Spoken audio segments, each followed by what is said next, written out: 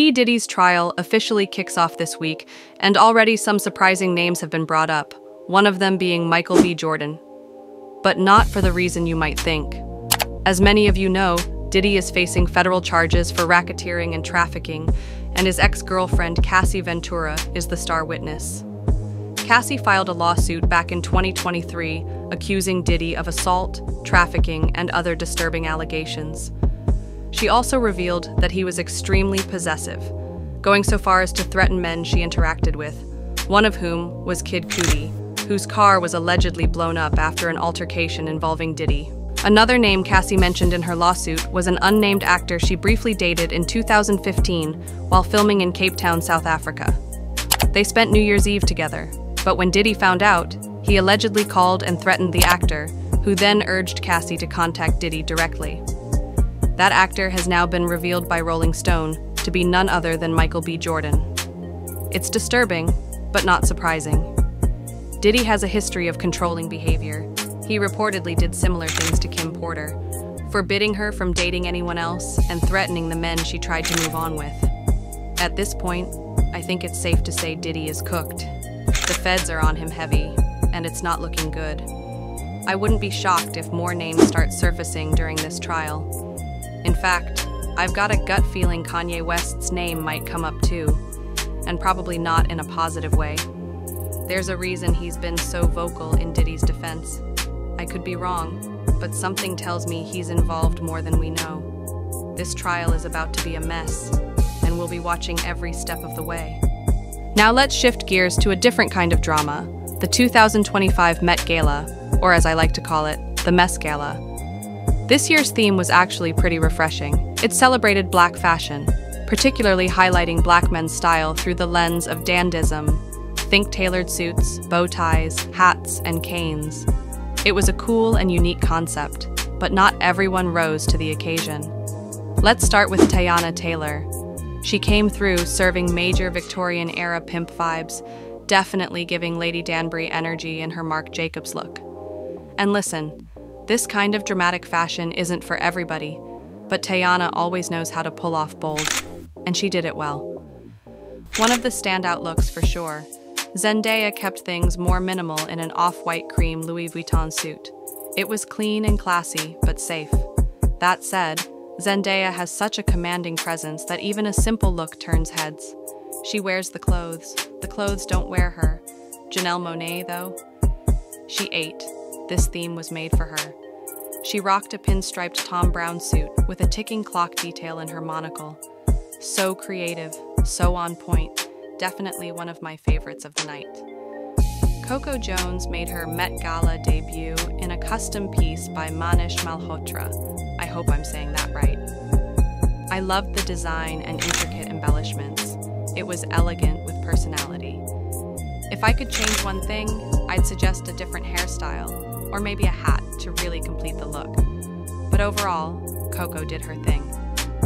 Jennie from Blackpink also looked stunning in a chic Chanel ensemble, very polished and elegant.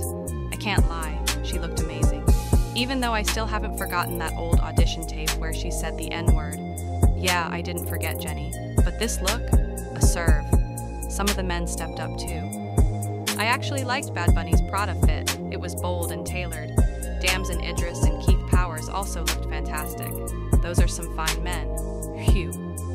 And shout out to Lewis Hamilton as well, who came dressed like a true gentleman. Now Future looked like he's been going through it. His locks are gone, and folks are saying his ex, Gorgeous Doll, might have stressed him out so bad he had to do the big chop. Honestly, he looked like he needed a nap and a hug. Bro, don't worry. Don't text my phone. Don't text. Excuse me? I don't know you, bro. Stop fucking playing. Listen, all you had to do was shut the f up. Now let's talk about some of the Met Gala looks that just didn't land, starting with Chappell Roan. Baby, this look was giving Party City realness. She looked like a rejected extra from the Willy Wonka factory. It was disco, not dandism. The outfit, the hair, the makeup, everything was just wrong. Next up, Sabrina Carpenter. Her look was okay. I actually liked the tailoring on the top half. It was very clean and structured.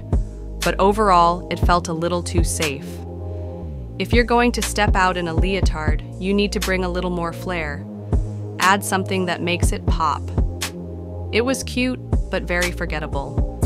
Tyla also hit the carpet in a Jackmas fit, and I've got to say, her glam was beautiful. I loved her hair and makeup. The dress, though? It needed a little more tailoring. It looked a bit loose and could have used some ironing, and maybe a little starch. Still, she looked stunning overall, and I actually really liked the look despite the fit. Now let's talk about Simone Biles and her husband Jonathan Owens. They looked so adorable together. Simone was giving cute little blueberry vibes, toddlers and tiara's realness. I'm just playing, but seriously, the outfit looked so sweet on her petite frame, and they just make such a cute couple. Lizzo stepped out in a Christian Siriano look, and phew, this was easily one of her best red carpet moments. The outfit fit her beautifully, and she looked absolutely fabulous. Now, Doja Cat. Chilly, Doja showed up in a Marc Jacobs look that had her looking like Cruella de Vil's tacky cousin. Except instead of Dalmatians, she skinned a whole leopard. It was chaotic. I get what she might have been going for. Maybe Grace Jones meets Patti LaBelle in the 80s, but it just didn't hit the way it was supposed to. Megan Thee Stallion walked the carpet in Michael Kors, and while she wasn't really on theme, she looked good. I especially loved her hair. The ginger red color on her skin tone? Perfection. That color looks amazing on her. Now Cardi B, girl. Cardi looked like the Grinch stole Christmas, Hanukkah, and Kwanzaa. I don't know what was going on with that look. But to be fair, I respect that she always takes risks and brings drama to the carpet. I actually liked the fabric and the detail on the suit. It just needed a little more finesse in the execution. Nicki Minaj also made a statement in a fitted Tom Brown pinstripe look, and I thought she looked stunning. The hair, the makeup, the fit. It was all giving. Very elegant, very classy. Doechii also served in her Louis Vuitton ensemble. I loved the natural fro, the cheeky LV print on her face, and her overall swagger. She really brought personality to the look. That said, it did feel a bit familiar. She's been doing that preppy, androgynous style a lot lately, so it wasn't a huge departure. But it was still a strong look. And last, but definitely not least, let's talk about the queen of the Met Gala, Rihanna. Sis showed up in a Marc Jacobs piece, very pregnant with baby number 3.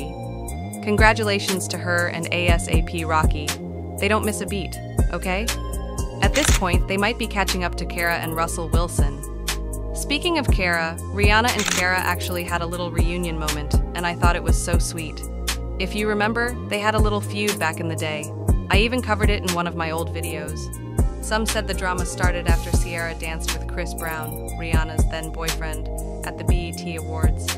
Others claimed it had something to do with Ciara allegedly going on a date with LeBron James back in 2011 while he was still with Savannah. Shout out to Layla Lynn for breaking that story. Apparently Rihanna wasn't feeling that at all, because she's super protective of Savannah and LeBron. The beef escalated on Twitter when Ciara said Rihanna was rude to her, and Rihanna clapped back with the infamous, "My bad, see? Did I forget to tip you? How rude of me." Then Ciara responded, "Trust me, Rihanna, you don't want to see me on or off the stage." And Rihanna hit her with, "Good luck booking that stage you speak of." Whew, iconic shade. But that was over a decade ago, and it looks like they've put all that behind them. It's always nice to see women let go of petty drama and move forward. Anyway, let me know what y'all thought of this video in the comments below. Don't forget to like, comment, and subscribe, and share this video if you care. Thanks so much for watching, and I'll see you next time. Bye.